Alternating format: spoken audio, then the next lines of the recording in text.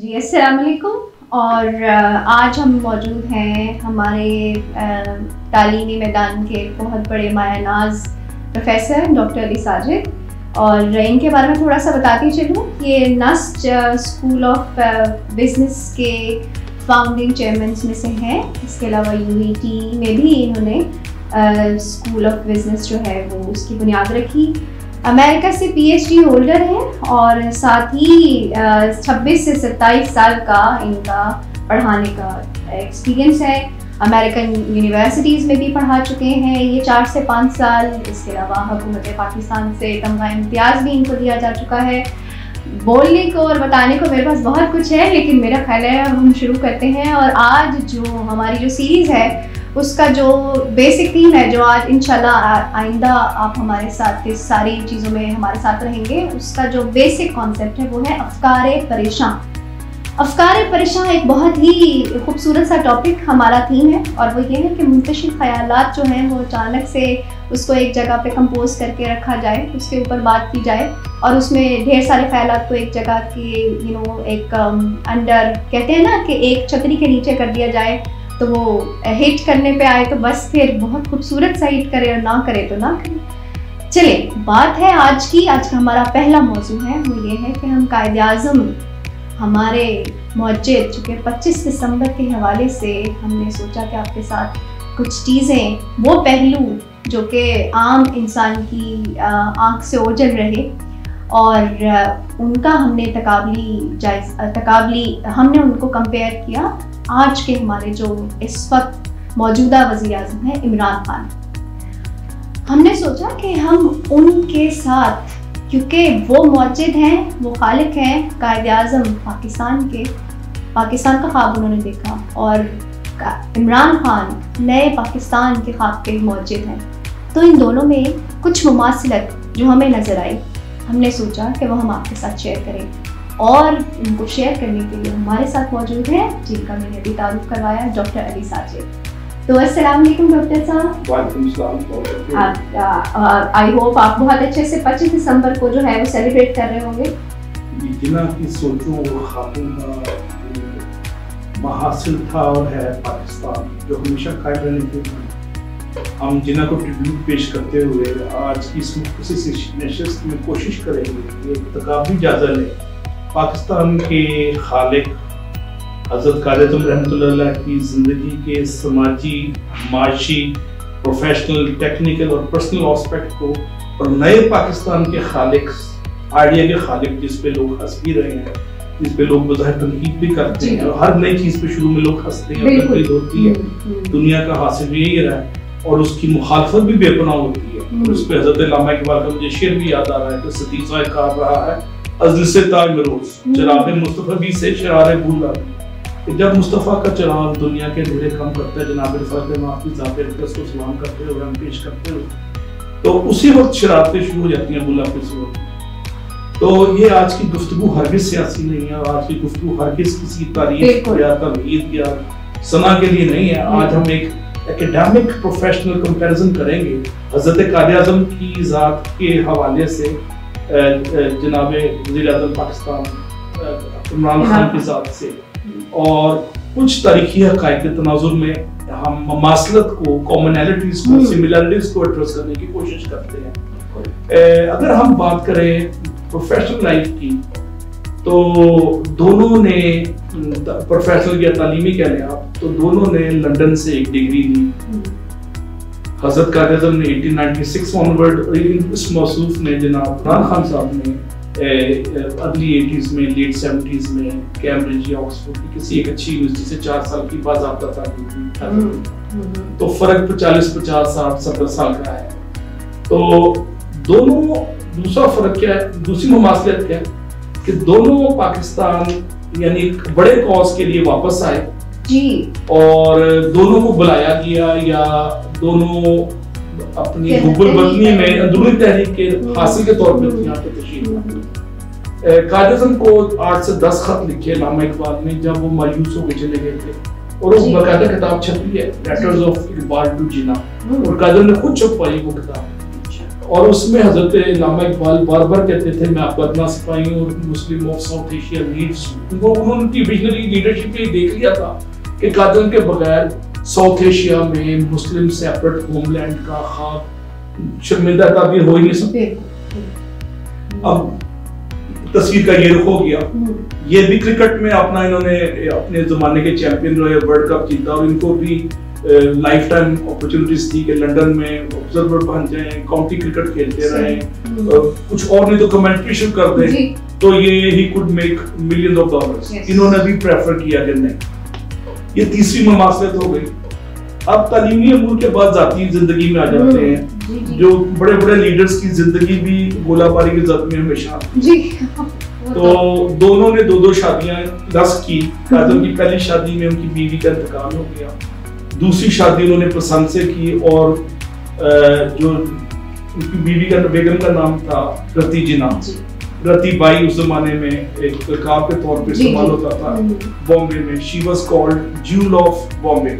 बॉम्बे की खूबसूरत खातून से उन्होंने शादी की 18 साल की उम्र में, जब बच्ची की उम्र 18 साल की सेकंड बेगम की, और जिन्ना की उम्र गालिबन 40-45 साल थी या 42 साल। बयानिया यही सिलसिला इनके साथ हुआ। इन्होंने भी ज्यूल ऑफ लंदन के साथ शादी की। दोनों खवातीन हल्का बगोश इस्लाम हुई इनकी मोहब्बत में, जिन्ना की मोहब्बत में और इमरान खान की मोहब्बत में। दोनों अपनी चौथी मुमासलत है, दोनों अपने अमीर तरीन खवातीन थी अपने इलाके की, बॉम्बे की और ये लंदन की बहुत यहूदी खानदान की, और वो दोनों मुसलमान हुई और दोनों बेपनाह मोहब्बत करती थी उनसे। और आखिर में दोनों उनकी पांचवी मुमासलत, दोनों उनकी सियासी जिंदगी की बेपनाह मसरूफियत की वजह से नाराज हुई और बरज़ा और बरगबत अलहदा हुई कि आप हमें टाइम नहीं देते। ये दोनों में कॉमनैलिटी है, रफ़ी में भी और जमाइमा खान में भी। जमाइमा खान तो आखिरी वक्त तक अपने नाम के साथ खान की रही और इनको सादिक और अमीन डिक्लेयर करने के लिए बकायदा पाकिस्तान उसने वो डॉक्यूमेंट्री एविडेंस भेजी जिसकी बेस पे सुप्रीम कोर्ट ने को सादिक और अमीन इमरान खान को सादिक और अमीन। तो ये छठी या पांचवी मुमासलत है कि दोनों अपनी अपनी जगह सादिक और अमीन थे। सही। इसको कौम ने सादिक और अमीन डिक्लेयर किया कायदे का लक़ब देके, द ग्रेटेस्ट लीडर ज़ाहिर सादिक और अमीन होगा तो कायदे आज़म, और कायदे की इंटीग्रिटी बियॉन्ड डाउट थी। No doubt. इसी तरह इमरान खान की इंटीग्रिटी को सुप्रीम कोर्ट ने शुगू को शबात से बालातर कर दी। सही। तो ये छठी मुमासलत हो गई। जी बिल्कुल। अब सातवीं मुमासलत उनमें खानदानी अमूर के हवाले से ये है कि दोनों दो बड़े शहरों में पैदा हुए, वो कराची में और ये लाहौर में, दोनों मिडिल क्लास के खानदान में पैदा हुए। तो ये आठवीं मुमासलत सातवीं हो गई कि दोनों मिडिल क्लास से पैदा हुए और पाकिस्तान के दो बड़े शहरों में। नौवीं मुमासलत जो है दोनों के बुजुर्ग रिमोट एरिया से थे। कादम के बुजुर्ग गुजरात काठियावाड़ से थे और इमरान खान के बुजुर्ग जो थे पाकिस्तान के रिमोट एरिया नियाजी खानदान से थे, मियांवाली के। तो जाहिर है ये आठवीं मुमासलत हो गई। अब आगे चलते हैं सियासी मैदान में। सियासी मैदान में कायद-ए-आज़म 1905 और 8 के दरमियान में एक्टिव थे कांग्रेस के अंदर और बाद में मुस्लिम लीग उन्होंने ज्वाइन कर ली। तो उनकी सियासी स्ट्रगल का दौरानिया भी बयानिया 22-25 साल पे मुहित है। उसके बाद थोड़ा सा उनका मुकाम बना, वो लेजिस्लेशन का मेंबर बने बॉम्बे की रेजिडेंसी से और लेजिस्लेटिव काउंसिल में आए और ओपनली बात करते थे। और उनके पास भी दर्द कौम का ऐसे कॉमन था जहाँ इसके पास वो भी लंदन की बेपनाह बड़ी बड़ी प्रैक्टिसेस छोड़ के वापस आए पाकिस्तान और ये भी अपने जमाने की बेहतरीन क्रिकेट के किश्ती के नाखुदा थे और इन्होंने भी उसको खैराबाद किया और एक नेशनल काउंसिल आए। दोनों की स्ट्रगल के पीछे पैसा नहीं है, सेल्फ स्ट्रगल है। जी बिल्कुल। ये एक और चीज नजर आती है। ये एक और हाँ जी। और सियासी अमूर में आप देखें कि दोनों को बेपनाह मुखालफत का सामना हुआ। मतलब इनको इन दोनों लीडर्स को ये नहीं कह सकते कि इनको किसी खास ग्रुप ने उठा के ऊपर रख दिया और ये हैंड पिक थे, ऐसी बात नहीं। बिल्कुल। दोनों ने फोरकास्ट की कि इन्होंने 1947 में फोरकास्ट कर दी कायद मोहम्मद जिन्ना ने कि जो मुसलमान इंडिया में रह गए हैं वो अगले आने वाले दिनों में अपनी वफादारी साबित करते करते हिंदुओं के साथ खत्म हो जाएंगे। बिल्कुल बिल्कुल। इसी तरह इससे मिलती जुलती फोरकास्ट 10-15 साल पहले इमरान खान साहब ने की थी कि मेरे मुखालफिन को जब मैं आऊंगा पावर में तो इकट्ठे हो जाएंगे। तो आज हम देख रहे हैं जी, आज हम सब सियासी कमेंट नहीं है, ग्राउंड रियलिटी है। बिल्कुल जी बिल्कुल। हम तो तकाबी जाते में ये सारी एक्सरसाइज जो हम कर रहे हैं गुफ्तगू ये एकेडमिक है और प्रोफेशनल कमेंट्स हैं, इसमें हर किसी की मुखालफत की हम नहीं। अच्छा, हमने सियासी अमूर में ये देख लिया कि ये अपनी स्ट्रगल से आए हैं और इनको रिस्पेक्टिव अवाम की हमायत हासिल की और इनको बेपनाह मुखालफत का सामना करना पड़ा। कायदे-ए-आज़म पे 4 कातलाना हमले हुए, बहुत कम लोगों ये तो बात, और 1 से 2 हमले तो लाहौर में हुए 1944 में। तो अब इसी तरह इस पे भी कातलाना हमले तो अल्लाह का शुक्र है नहीं हुए, लेकिन किरदार पे या पॉलिटिकल हवाले से इसको इमरान खान पे जो कैरेक्टर असैसिनेशन जिसे कहते हैं, पॉलिटिकल नेगेटिविटी स्प्रेड करने की एक डेलिब्रेट एफर्ट्स हमें नजर आती है। जी जिन्ना की तरह, जिन्ना को उनके मुखालफिन ने काफिर आज़म कहा था, तो इसी तरह इस पे भी इन्होंने इल्जामात लगाए, तो एक सिमिलरिटी हमें और नजर आती है।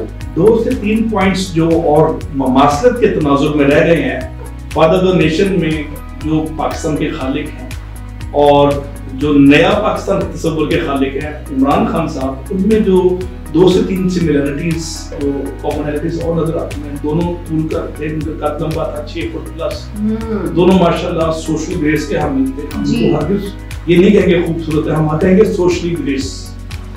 और दोनों में एक चीज कॉमन और थी, दोनों की डिग्रीज जो थी जो उन्होंने लंदन से ली वो सोशल साइंसेस की थी, वो हार्ड साइंसेस या नेचुरल साइंसेस, इंजीनियरिंग, मेडिसिन की नहीं थी। ये एक और कॉमनैलिटी आती है।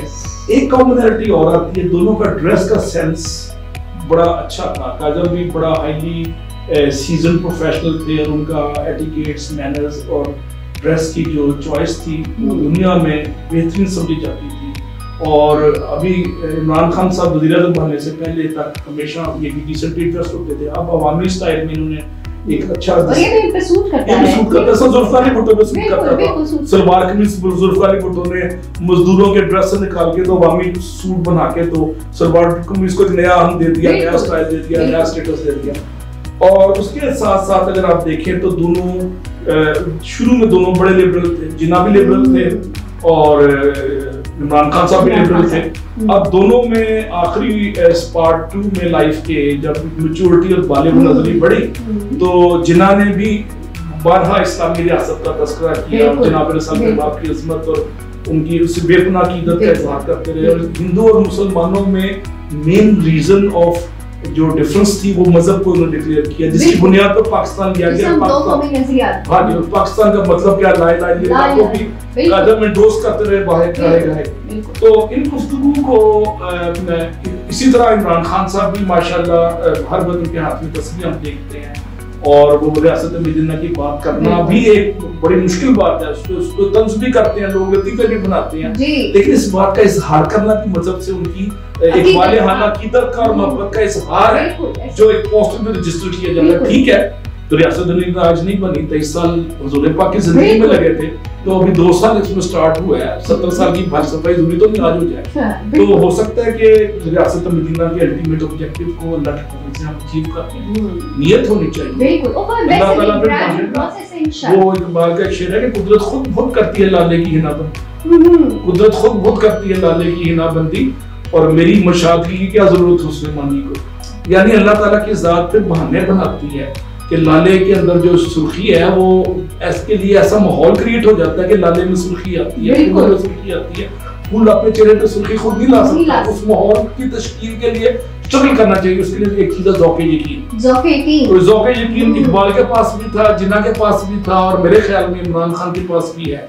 मेरा ख्याल हम सब पे यकीन है। हाँ, अब ज़ौक़ यकीन के लॉजिकल आउटकम क्या है? कोरोना में इतनी शिद्दत और हिद्दत पाकिस्तान में आई नहीं और मेजॉरिटी ऑफ पाकिस्तानी को कोरोना हो रहा है, खुद ठीक हो जाए। जी उसमें सबसे बड़ी मिसाल मौलाना तारिक जमील साहब हुए, मतलब बड़े लोगों के हुए 60s 70s में 50s में लोग रिकवर हो रहे हैं। इसका मतलब है कि अल्लाह ताला की खास बरकत और रहमत पाकिस्तान पे है और रहेगी इंशाअल्लाह। और इसके पीछे लीडरशिप और ज़ौक़ यकीन होना एक बड़ा प्लस पॉइंट है।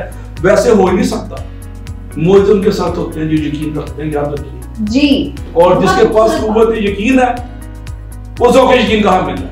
और कुव्वत यकीन के हामिल लोग जब टकरे मारते हैं और समुद्र में गोता लगाते हैं बेयकीनी के समुद्र में, तो उनके हाथ में सिर्फ गोहरे यकदाना आता है, सिर्फ हीरे आते हैं, कचरा और काई और मट्टी नहीं आती है। बहुत खूबसूरत बात, बहुत। और आखिरी चीज जो मैं कहूँगा, दोनों की फिक्री सोच में भी एक सिमिलरिटी है।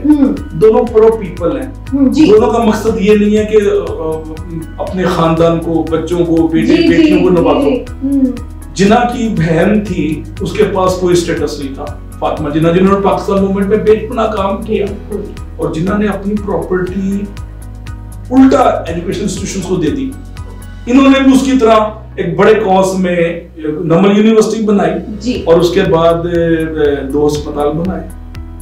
तो इन्होंने भी नेशनल कॉज के लिए काम किया, जिन्ना भी नेशनल कॉज में काम करते थे। ये सिमिलरिटीज हैं जो हमें मजबूर करती हैं कि हम अल्लाह ताला के हाँ दस बदस्ता दुआ करें कि या खुदा मदीना की रियासत बनाने की जो गुफ्तगू हो रही है, इस ख्वाब को शर्मिंदा ताबीर कर, आमीन, और पाकिस्तान को तरक्की और खुशहाली दे। पहले अल्लाह ताला ने एक मौजज़ा कर दी है, कोरोना की हिद्दत और शिद्दत से मुल्क तबाहकारियों से महफूज है। अब अल्लाह ताला दूसरा मौजज़ा करे कि ये सियासी नारे अल्लाह ताला सियासी नारों से निकाल के इनको ड्रामा एंड रियल लाइफ बना। ये मजदूर की बड़ो दीवाने का ख्वाब ना समझा जाए, ये एक रियल टाइम रियलिटी बन के कमजोर और बेकस लोगों के लिए एक अच्छा पाकिस्तान हमें नजर आए। वो पाकिस्तान नहीं जो पर क्लास के लिए, वो पाकिस्तान जो जिसमें हर इंसान बराबर है। तो इकबाल के एक शेर पे खत्म करते हैं, तलू फरदा का मुंतज़िर है कि दोषे में रोज है फसाना। तलू फरदा का मुंतज़िर है कि दोषे में रोज है फसाना। और फैज़ अहमद फैज़ भी इसी बात में उम्मीद पे कहते हैं कि सबा ने फिर दर जिंदा पे आके दी दस्तक, सबा ने फिर दर जिंदा पे आके दी दस्तक, सहर करीब है दिल से कहो के मत घबराओ, सुबह होने वाली है घबराओ मत, टकरे मारते रहो, पुरुमीद। और इमरान खान साहब भी कहते हैं घबराना नहीं। हाँ, और पुरुमीद रहे, अल्लाह ताला को पुरुमीद लोग पसंद है। आज की इस महदूद गुफ्तगू में हमने कोशिश की है एक एकेडमिकली, एक प्रोफेशनली एक कंपैरिजन दे सकें, काबिल इजाजत दे सकें। हरगिज किसी को सपोर्ट करना, किसी को गिराना, बिलिटल करना तो मसरूफ तौकीन तस्वीर अजीज नहीं है। हमने एज ए प्रोफेसर एक तारीखी तनाजुर में एक तज़िया पेश करने की कोशिश की है, तो आपका हक है का। Thank you very much. बहुत शुक्रिया डॉक्टर साहब। और आखिर में मैं ये कहना चाहूँगी कि एक बहुत फेमस चाइनीज़ प्रोवर्ब है, उसके ज़रिए कहा गया है कि 1 घंटे की गुफ्तगू अगर आप किसी अक्लमंद इंसान के साथ बैठ कर लें तो वो 10 साल अगर आपने कहीं एक किताबें पढ़ी हैं उससे बहुत बेहतर है। तो एक दानिशमंद इंसान के साथ, एक दाना इंसान के साथ, किसी दाना के साथ बैठें, गुफ्तगू करें। और हमारी इस सीरीज़ का मकसद यही है कि हम अच्छे इंटेलेक्चुअल्स के साथ, डॉक्टर अली साजिद जैसे लोगों के साथ बैठें, बल्कि डॉक्टर अली साजिद साहब के साथ बैठें और इनसे इनका जितने भी इनके फ़िक्री नज़रियात हैं, इनके दानिशवराना जो भी इनके क्या कहेंगे इनके तज्ज़िये हैं उनसे हम जो है मुस्तफ़ीद हो सके। आप सब लोगों का शुक्रिया। ज़ाती तरक्की, तब्दीली का सफ़र, डॉक्टर अली साजिद के संग। अल्लाह हाफ़िज़।